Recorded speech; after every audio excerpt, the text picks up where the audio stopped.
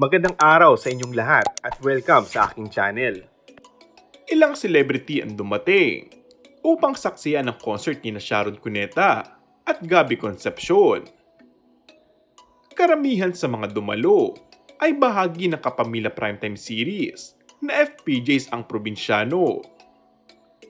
Nanguna sa grupo ang real-life couple na sina Coco Martin at Julia Montes. Ang megastar ang gumanap sa nasabing teleserye bilang matagal nang nawawalang ina ni Julia Montes. Ilang beses ipinakita at nag-flash sa malaking LED screen ang mga mukha ni Coco at Julia habang inaalala ni Sharon kung paano siya naging malapit sa kanila. Kitang-kita naman ang sweetness ng dalawa na magkatabi sa upuan.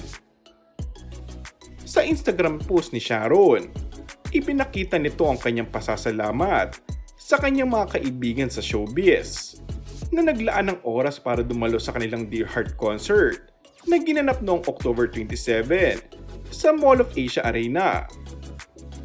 Sa serye ng mga larawang ibinahagi niya, makikita ang megastar na masayang-masaya habang nagpapapicture kasama ang kanyang FPJs ang probinsyano co-stars at anak-anakan na sina Coco at Julia.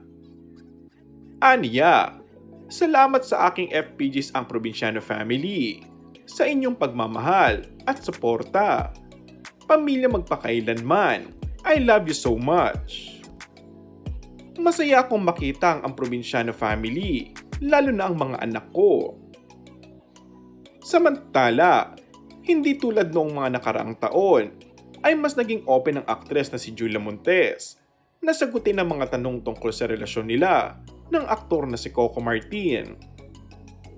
Ang sa amin, mas importante lang sa amin ngayon ay privacy. Si Coco kasi, hindi showbiz ever since. Kung ano siya as Rodel, yun din siya as Coco. Marang yung private life, mas prefer ko talaga yung balato nyo na sa akin. And that's all for our today's video. Kung bago ka lang sa aking channel ay mag-subscribe at pindutin na rin ang notification bell. Maraming salamat!